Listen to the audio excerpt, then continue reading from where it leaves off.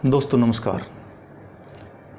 दोस्तों आज हम चर्चा कर रहे हैं कि जब भी वेदों की बात होती है, ग्रंथों की बात होती है, उपनिषदों की बात होती है, शास्त्रों की बात होती है, तो लगभग कोई न कोई ये बोल ही देता है कि दूसरे देशों में तो ऐसा नहीं होता।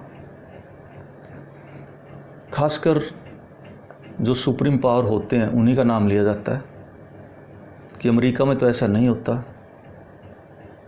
इंग्लैंड में ऐसा नहीं होता। लेकिन दोस्तों हम गहराई से चलें तो ये तो हर देश में होता है, पूरी दुनिया में होता है। कोई क्रिश्चियनिटी को मानता है, कोई मुस्लिम है, कोई यहूदी है, कोई हिंदू है। और आज मैं ये बात क्लियर करना चाहता हूँ कि जो वेद उपनिषद लिखे गए, ग्रंथ लिखे गए, वो असल में भारत में ही लिखे गए। क्योंकि वेद उपनिषद ग्रंथ ऐसे नहीं लिखे गए, वो डायरेक्ट परमात्मा से ऋषियों का संवाद था जो उन्होंने कागज़ों में उतार दिया। या उस टाइम तो पत्तों वगैरह पे लिखते थे, जैसे नाड़ी ज्योतिष में पत्ते होते हैं, पत्तों पे हमारा भविष्य बताते हैं पंडित जी। तो हमारे ऋषियों का डायरेक्ट परमपिता परमात्मा से संवाद होना, वहाँ की बातों को जानना, उन्होंने उनको पत्तों पे उतारा, पेजों पे उतारा, ग्रंथ बने। ये भारत में ही क्यों बने, ऐसा अक्सर सभी के दिमाग में आता है, बात उठती है। दोस्तों भारत की जलवायु इनके अनुकूल थी।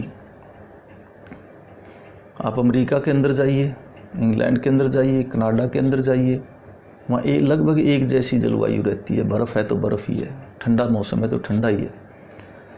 भारतवर्ष एक ऐसा भूखंड है जहाँ गर्मी भी है खूब, सर्दी भी खूब है, बरसात भी खूब है, पतझड़ भी है। तो दोस्तों यहाँ की जलवायु ऐसी है कि यहाँ पे अगर आग में तप के साधना करनी है तो गर्मी में करिए, अगर बर्फ़ में बैठ के करनी है तो हिमालय की पहाड़ियों पे जाइए, और अगर सर्दी में करनी है तो सर्दी के महीनों में जाइए। आप उत्तर भारत में आपको कड़ाके की ठंड मिलेगी। तो जो भी शोधकर्ता थे, जो भी वैज्ञानिक बुद्धि के महान लोग पैदा हुए, जो संत पैदा हुए, जिनका इंटरेस्ट, जिनकी रुचि इन चीज़ों में थी कि ब्रह्मांड को जाने, सूर्य के बारे में, चंद्रमा के बारे में, सितारों के बारे में, ग्रहों के बारे में, नक्षत्रों के बारे में हमने जानना है। सूर्य कहाँ से आया, सूर्य का क्या रोल है, चंद्रमा 15 दिन गायब हो गया, 15 दिन फिर दिखाई देने लग गया, पूर्णिमा आ गई, अमावस्या आ गई। जिनकी रुचि इन विषयों में थी कि हमने जानना है, उन्होंने भारत में ही साधना करी थी। भारत भूमि पे ही वो साधक पैदा हुए थे, भारत भूमि पे वो विचार आए उनको, और उन्होंने साधना की, अन्न छोड़ दिया, लिक्विड पे रहे, कुछ तो अमृत चखने के सहारे ही रहे, क्योंकि तालू में हमारे अमृत होता है और उसी के सहारे जिंदा रहे वर्षों तक।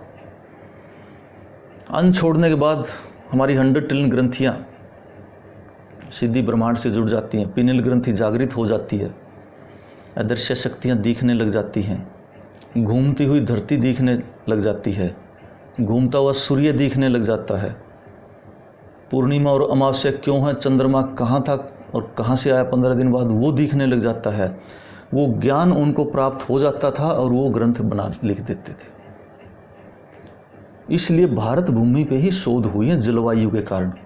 हमारी जलवायु ऐसी है कि यहाँ हम कुछ भी कर सकते हैं, कोई भी फसल उगा सकते हैं। कुछ विशेष देशों में विशेष फसलें होती हैं, लेकिन हमारी भूमि पे कुछ भी फसल उगा सकते हैं, किसी भी तरह की फसल उगा सकते हैं, बशर्ते कि उसके लिए साधन होने चाहिए, संसाधन होने चाहिए, उसके ऊपर हमारा ध्यान होना चाहिए। जीरो की खोज भारत से हुई, जादू भारत से चला, ग्रहों की खोज भारत से हुई। ग्रहों के बारे में हमारे ऋषि ने शास्त्रों में लिखा, ज्योतिष शास्त्र के अंदर पूरा वर्णन है। जो विज्ञान चाहता है वो पहले से लिखा पड़ा है।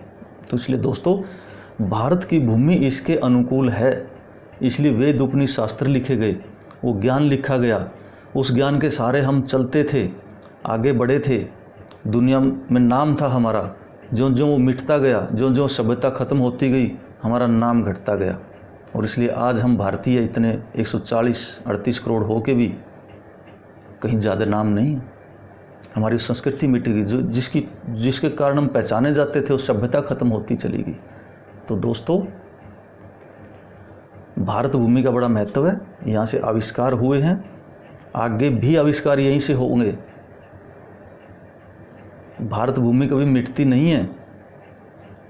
और हमारे भविष्यवाणियाँ की गई हैं कि 21वीं सदी भारत की होगी और निश्चित रूप से होगी। आप चिंता ना करें, आप ऐसे ही सुमार्ग पे चलते रहिए, विश्वास रखिए, परमपिता परमात्मा पे विश्वास रखिए, हमारे ग्रंथों पे विश्वास रखिए, हमारे वेदों पे विश्वास रखिए, उपनिषदों पे विश्वास रखिए। और इनको थोड़ा सा, अगर भारत सरकार चाहे तो इनको थोड़ा सिलेबस में ले लें। एक से एक बुद्धिमान विद्यार्थी निकल के आएंगे, इस पे चर्चा करेंगे, डिस्कशन करेंगे, और हम फिर से हमारी पहचान कायम होगी। जय हिंद।